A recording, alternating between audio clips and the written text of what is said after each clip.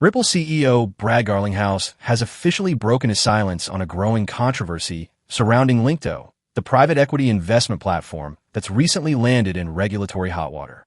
In a direct and clarifying statement, Garlinghouse made it absolutely clear: Ripple has no business relationship with Linqto. Let's break down what this means for Ripple, for XRP holders, and for anyone who may have purchased Ripple pre-IPO shares through Linqto. First, here's the core of the issue. Linqto, which has gained attention for offering pre-IPO shares of high-profile tech companies, including Ripple, is now under investigation by U.S. federal authorities. Multiple reports, including commentary from John Deaton, a former U.S. Senate candidate and pro-XRP legal voice, confirm that the Department of Justice, DOJ, SEC, and another unnamed federal agency are investigating Linqto's business model. This all came to a head when Gene Zordi, Linqto's former chief revenue officer, filed a lawsuit against the firm in late 2024, accusing it of fraud, insider trading, and market manipulation. So where does Ripple come in? Linqto frequently promoted Ripple shares to its users as part of its pre-IPO offering campaigns. In fact, demand was so strong that these offerings often sold out in hours. For example, in October 2023, Linqto reopened a sale of Ripple shares, which had previously sold out due to heavy interest. But here's the catch: Ripple never authorized Linqto to sell its shares.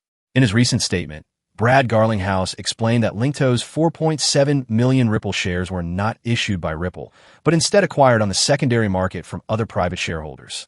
Garlinghouse added, Ripple does not have a business relationship with Linqto other than Linqto being a pre-IPO shareholder. They have never participated in any of our fundraising campaigns. That means Ripple was not involved in any way with how Linqto marketed, sold, or handle these shares. In fact, Garlinghouse said Ripple halted Linqto's access to buy additional shares through the secondary market in late 2024 due to growing concerns from investors. So what's happening now with Linqto? According to multiple sources, including the Crypto Basic and Eleanor Terrett, Linqto may be preparing for bankruptcy. Meanwhile, the SEC and DOJ investigations are still underway, and the core legal question appears to be, were Linqto's sales of pre-IPO shares, like those of Ripple, fully compliant with securities laws? John Deaton offered important clarification, stating, the pre-IPO shares Linqto offers do not belong to Ripple. They are owned by a special purpose vehicle, SPV, that holds shares in Ripple and other companies. In other words, investors who bought Ripple shares through Linqto were technically buying a stake in an SPV that owns Ripple shares, not Ripple itself. That structure, while common in private equity circles, can be risky, especially if the SPV itself or the platform managing it lacks full transparency or regulatory clearance. Why this matters now? The timing of Garlinghouse's clarification is crucial.